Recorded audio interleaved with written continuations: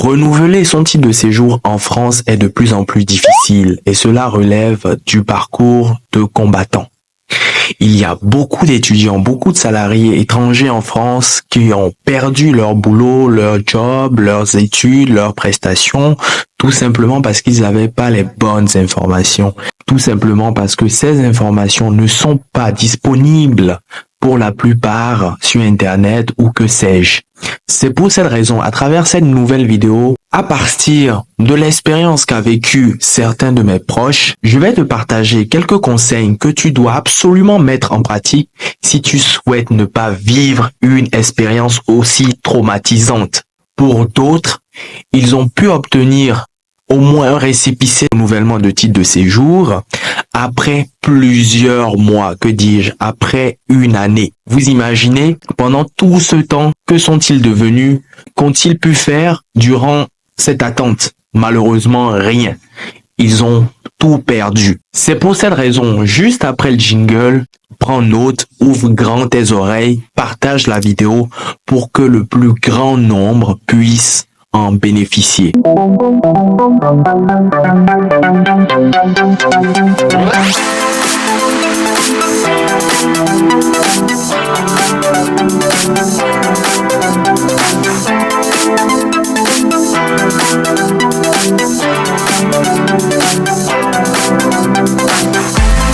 Le renouvellement du titre de séjour est quelque chose que j'ai connu par le passé en tant qu'étudiant étranger. Chaque année, c'était le même séminaire, c'était le même périple, c'était la même galère. On va dire la difficulté varie d'une région à une autre. Mais tous ceux qui aspirent à renouveler leurs papiers ont tous la même crainte, ne pas avoir les papiers à temps, de ne pas être sûr d'avoir fourni tous les bons documents. Bref, on est dans un état où on est stressé, on est angoissé. Et ce n'est pas franchement l'expérience la plus agréable possible. Dieu merci pour ma part, j'ai passé le cap, je ne suis plus du tout de ce monde. Je ne fais plus partie de ceux qui renouvellent chaque année leurs papiers, tout simplement parce que j'ai obtenu ma nationalité depuis bientôt 3 ans. Si tu es intéressé pour savoir comment j'ai pu obtenir la nationalité française en moins d'1 an, n'hésite pas à parcourir nos vidéos et tu tomberas sur la vidéo en question. Sans plus tarder, pour ce qui nous concerne, voici les conseils que je souhaite te partager si tu es étranger, salarié ou étudiant et que tu dois renouveler ton titre de séjour. Oui, le choix de la préfecture va conditionner ton expérience de renouvellement du titre de séjour.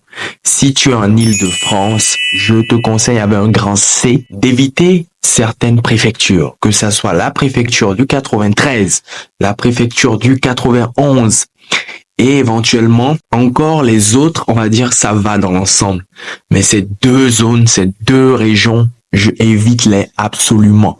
Tu sais pourquoi? Tout simplement parce que ces zones regorgent de beaucoup d'étrangers et ces préfectures n'ont pas assez de ressources humaines disponibles pour traiter les demandes qui sont nombreuses et qui s'accumulent de jour en jour. Si tu habites dans le 93 ou dans le 91, ce n'est pas grave. Essaie de voir avec un ami pour qu'il puisse te fournir une attestation d'hébergement et fais la démarche à Paris idéalement, oui, ou fais-le dans le 92 ou dans le 95, mais oublie le 91, oublie le 93. Pour ceux qui y vivent et ont déjà vécu cette expérience, ils en savent quelque chose. Donc, écoute-moi, essaie de renouveler à Paris, dans le 92, 95, mais évite le 94 aussi, pourquoi pas, mais pas le 91 ni le 93. L'autre conseil que je souhaite te donner est d'anticiper et de déposer ton dossier de renouvellement de titre de séjour 3 mois avant la date d'expiration.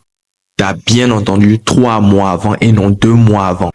J'ai fait le constat et beaucoup également qui ont eu la chance ou je ne sais pas la malchance de devoir renouveler leur papier ont dû constater que c'est trop court 2 mois. Ça passe très très vite 2 mois. 2 mois c'est 8 semaines. Le temps que la préfecture réceptionne ton dossier, met en instruction, ça prend beaucoup de temps. Et malheureusement 2 mois ne va pas suffire. Anticipe, dépose 3 mois en avance, comme ça tu auras une marge beaucoup plus importante et cela va te permettre d'être serein et d'ici, pourquoi pas 2 mois, d'avoir déjà un retour de la préfecture avec ton récépissé. Étant étranger en France, il va falloir développer son réseau. Étant étranger, il va falloir disposer de bons contacts. Et cela passe par un job, une activité caritative dans une association, du sourcing sur Internet pour voir les associations qui interviennent dans la régularisation des étrangers. Ça peut être aussi des contacts que tu rencontreras peut-être à un after-work ou grâce à quelqu'un qui travaille dans le droit des étrangers, tout ce qui a rapport à la législation, au droit des étrangers. C'est très très important. Ça peut vraiment t'aider. Une association, l'avantage c'est que c'est gratuit. Alors que prendre un avocat ou avoir un contact dans le domaine du droit peut être assez onéreux. Donc essaie de travailler dans une association, pourquoi pas des étrangers, régularisation. Comme ça tu seras déjà bien implanté. Tu pourras nouer des contacts qui plus tard vont peut-être t'aider dans ta situation. Ou peut-être tu bénéficieras également des informations qui vont être utiles dans ton cas. Et comme ça également, tu seras déjà bien implanté, tu auras les bonnes informations, tu auras aussi de bons contacts qui pourront t'accompagner en cas de difficulté. L'autre conseil que je te donne absolument est d'être actif dans ta démarche de renouvellement de titre de séjour. Il ne sert à rien de déposer son dossier et de rester là, les bras croisés à attendre. Non. Chaque 2 semaines, tu dois déjà relancer la préfecture pour savoir où ils en sont, s'ils ont bien réceptionné ton dossier. Tu dois être vraiment actif. Il y a beaucoup, ils déposent au début et c'est 2 jours, 1 semaine avant, on va dire la date d'expiration de leur titre de séjour qu'ils se réveillent à charger, à bombarder la préfecture de mails. Sache que la préfecture s'en fout de ton cas. Excusez-moi d'être aussi trivial. La préfecture, c'est un service public. Ils prendront le temps qu'ils voudront. C'est pour cela, il faut que tu sois actif, réactif et que tu réagisses au fur et à mesure. 1 semaine est passée, contacte la préfecture. 2 semaines est passée, harcèle-les. Ça ne mange pas de pain. Ça ne coûte rien de les harceler. De toute façon, ils ne pourront pas te bloquer. Ils ont l'obligation de te répondre. Et si à un moment, 2 mois passent et que tu n'as toujours rien, il n'y a rien qui bouge, n'hésite pas à envoyer une lettre en recommandé. L'autre conseil que je te donne et qui va dans la suite de tout ce que j'ai eu à énumérer précédemment, est qu'il faut que tu t'inscrives sur MyGraph, par exemple. MyGraph, l'avantage de MyGraph, comme tout autre outil, c'est que cela te permet d'obtenir un rendez-vous assez rapidement. Quand il y a des créneaux qui sont disponibles, MyGraph t'envoie des alertes par mail et comme ça, tu peux réserver rapidement avant que toutes les disponibilités ne disparaissent. Ce fut mon cas lorsque je faisais le renouvellement de mon titre de séjour à Paris. Je passais des nuits blanches, je veillais, mais il n'y avait jamais de disponibilité. Mais grâce à MyGraph, j'ai pu obtenir un créneau. Ça peut être tout autre site, pas nécessairement MyGraph. Tant que cela te permet d'obtenir rapidement un créneau, c'est l'essentiel. Et je vais terminer avec un dernier conseil en bonus. N'hésite pas, si vraiment la situation est très grave, à recourir à un avocat. Je sais que beaucoup n'aiment pas payer, beaucoup n'aiment pas investir, mais malheureusement des fois, il vaut mieux payer le prix pour au moins être soulagé parce que le juriste, l'avocat, au moins ils maîtrisent, ils connaissent le système, ils ont les rouages, ils ont les codes et cela forcément nécessite que tu payes parce qu'ils ne le font pas de manière bénévole. Excepté ceux qui travaillent dans une association, bien évidemment. Mais si, à un moment donné, t'as pas d'association, t'as rien du tout, n'hésite pas à payer le prix qu'il faut pour t'extirper de cette situation. Parce qu'il ne sert à rien de vivre sur un territoire sans papier. Tu peux te faire expulser du jour au lendemain, sans parler des prestations, du job et tous les avantages que tu pourrais perdre.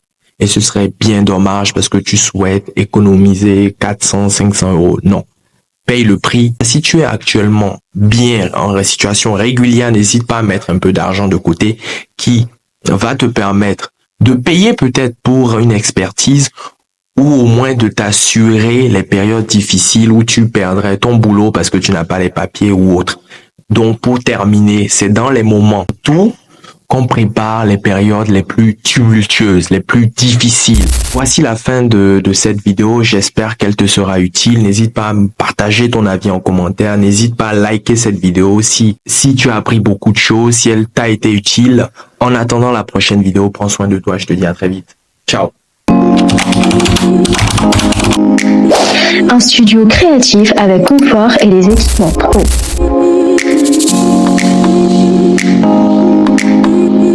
Une sonorisation sonorisation et acoustique optimisée. Un éclairage haute performance pour un rendu chaleureux et cosy. Des microphones de haute performance pour une expérience inoubliable. Et enfin, des caméras Sony 4K à fort pixel. Alors viens sublimer tes interviews et faire la différence. Viens réserver ta session sur notre site.